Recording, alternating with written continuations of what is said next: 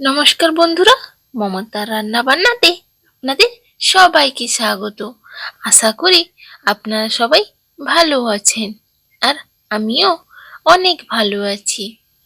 তো আজকের রেসিপিটি হলো কোনো রকম ডিম ছাড়া বা কোনো রকম ওভেন ছাড়া মাত্র 1.5 কাপ ময়দা দিয়ে বাড়ির সবার জন্য এই রকম টেস্টি জালিদার স্পঞ্জ কেক বাড়িতে খুব সহজে বানিয়ে নিতে পারবেন।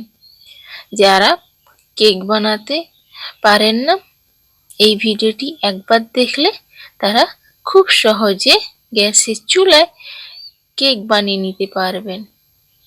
তো ভিডিওটি শুরু করার আগে যারা যারা আমার চ্যানেলে নতুন, তারা কিন্তু অবশ্যই চ্যানেলটিকে সাবস্ক্রাইব করে দিও, যাতে এই রকম সহজ সহজ রেসিপি আপনাদের সাথে শেয়ার করে নিতে পারি।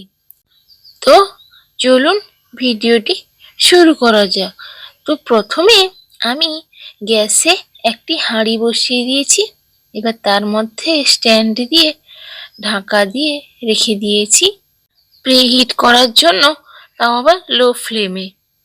তো এবার অন্যদিকে একটি কেক তৈরির জন্য পাত্র নিয়েছি সিলভারের। এবার তার মধ্যে একটি সাদা কাগজ গোল মাপে কেটে নিয়েছি, অল্প সাদা তেল ছড়িয়ে দিয়েছি। এবার ধারের মাপেও কাগজ কেটে নিয়েছি, যাতে কেকটা খুব সহজে বেরিয়ে আসে। এবার আর একটি পাত্রে আমি নিয়ে নিচ্ছি 1/2 কাপ টক দই, আর নিয়ে নিচ্ছি 1/2 কাপ চিনি। চিনিটা আপনারা চাইলে গুঁড়ো করে নিতে পারেন, কারণ সবার বাড়িতে তো আর মিক্সি থাকে না, তাই জন্য চিনিটা আমি গোটা করেই দেখালাম। আর দিয়ে দিলাম 1/2 কাপ সাদা তেল আর 1 চামচ ভ্যানিলা এসেন্স। এটা চাইলে আপনারা দিতে পারেন, আবার নাও দিতে পারেন।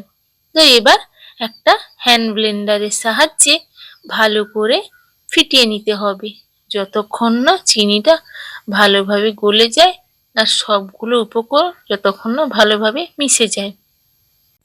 তো চিনি গুঁড়ো করে দিলে এটি মিক্স করতে বেশি কিন্তু সময় লাগে না, আর যেহেতু গোটা দিচ্ছি তাই জন্য একটু মিক্স করতে সময় লাগবে। তো এখানে আমার মিক্সড করা হয়ে গেছে। এবার এর মধ্যে আমি চায়ের কাপ মেপে দিয়ে দেব। প্রথমে 1 কাপ ময়দা দিলাম, এবার সেটাকে একটু ভালো করে মিশিয়ে নিচ্ছি। মিশিয়ে নেওয়ার পর আবারও দিয়ে দেব 1/2 কাপ ময়দা, ওই চায়ের কাপ মেপেই। তো ময়দাটাই কিন্তু আগে থেকে আমি চালিয়ে নিয়েছি। এবার মেশাতে মেশাতে যদি ব্যাটারটি ঘন মনে হয়, তাহলে কিন্তু অল্প অল্প করে দুধ দিয়ে একটা স্মুথ ব্যাটার বানিয়ে নেবেন।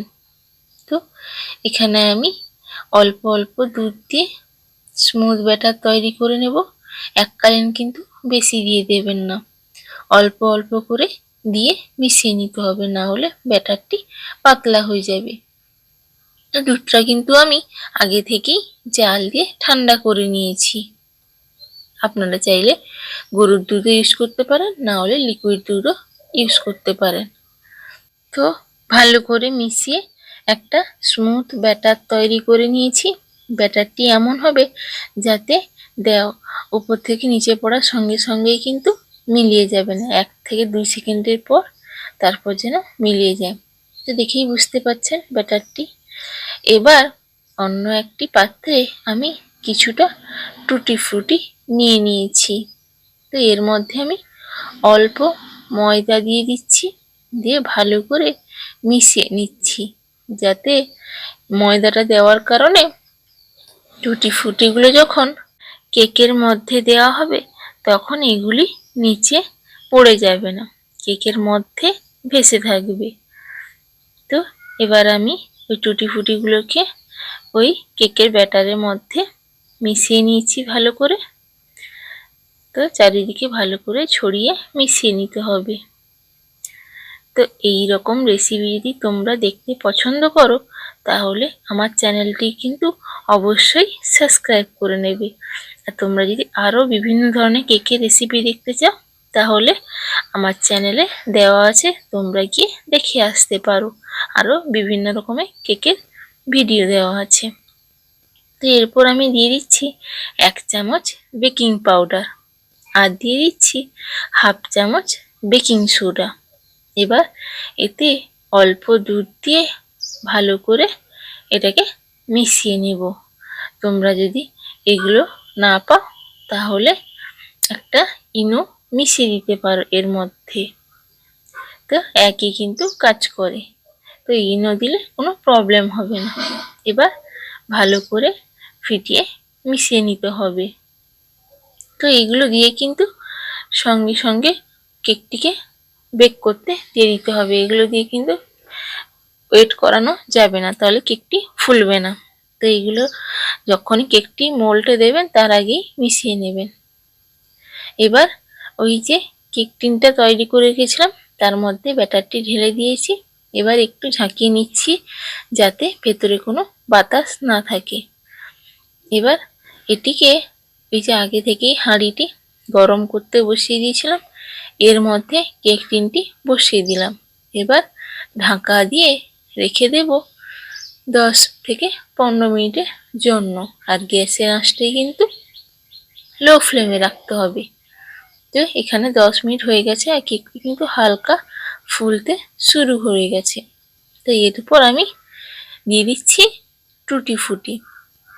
আমি আগে দিলাম না কারণ এগুলো কিন্তু ফোলার সাথে সাথে ডুবে যায়, তাই জন্য একটু বেঘর পর দেবেন, দিলে দেখবেন উপরে ভেসে থাকবে। এবার ঢাকা দিয়ে রেখে দিচ্ছি আবারও আধা ঘন্টা বা 45 মিনিটের জন্য। তো চ্যানেলটিকে এখনো সাবস্ক্রাইব করেননি তো চটপট চ্যানেলটিকে সাবস্ক্রাইব করে নিন। আপনারা কেমন কেমন রেসিপি দেখতে পছন্দ করেন অবশ্যই আমাকে কমেন্ট করে জানাবেন, আমি ওই রেসিপিটি দেওয়ার চেষ্টা করব। আর আপনারা কোথা থেকে দেখছেন অবশ্যই কিন্তু কমেন্ট করে জানাতে ভুলবেন না। তো এখানে আমার 45 মিনিট হয়ে গেছে। এবার ঢাকনাটি খুলে দেখে নেব কেকটি হয়েছে কিনা। তো দেখুন কেকটি কতটা সুন্দর লাগছে, কতটা ফুলে উঠেছে দেখে বুঝতেই পারছেন। এবার একটি কাঠি দিয়ে চেক করে নেব ভেতরেটা হয়েছে কিনা। তো কাঠিটি ভিতরে ঢুকিয়ে দেখবেন কাঠিতে কিছু লেগে আছে কিনা। যদি কিছু লেগে না থাকে তাহলে বুঝে নিতে হবে কেকটি হয়ে গেছে। এবার কেকটিকে নামিয়ে ঠান্ডা করে নেব। তো এখানে আমি কেকটি ঠান্ডা করে নিয়েছি। এবার এটিকে ছুরি দিয়ে সাইডে এইভাবে একটু ছাড়িয়ে নিতে হবে যাতে কেকটি খুব সহজে বেরিয়ে আসে। তো এখানে আমি সাইডটা ছাড়িয়ে নিয়েছি। এবার এটিকে একটি প্লেটে উল্টে নিচ্ছি। তো দেখুন কতটা সহজে বেরিয়ে এলো আর কোনো কিন্তু লেগে নেই কেক টিনে। তো এবার কাগজগুলোকে ছাড়িয়ে নিচ্ছি। দেখুন কত সহজে কাগজগুলি ছেড়ে উঠে আসছে।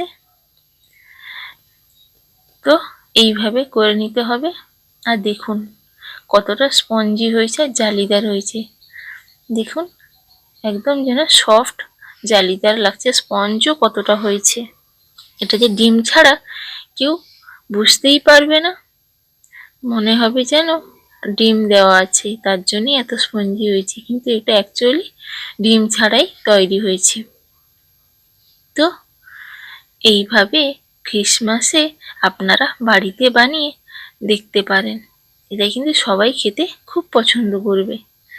এবার ভেতরটাও দেখুন কতটা জালিদার হয়েছে, কতটা নরম হয়েছে কেকটি, খেতে কিন্তু সত্যি দুর্দান্ত হয়েছিল। এইভাবে একবার বাড়িতে বানিয়ে দেখতে পারেন, খুবই সুন্দর হবে। আর রেসিপিটি কেমন হয়েছে কমেন্ট করে জানাতে কিন্তু একদমই ভুলবেন না। আর এইরকম রেসিপি দেখার জন্য চ্যানেলটিকে সাবস্ক্রাইব করে নেবেন। আর রেসিপিটি যদি ভালো লেগে থাকে একটা লাইক করে দেবেন। তো সবাই ভালো থাকবেন, সুস্থ থাকবেন। আজকের জন্য টাটা, দেখা হবে আবারও একটি ভিডিওতে।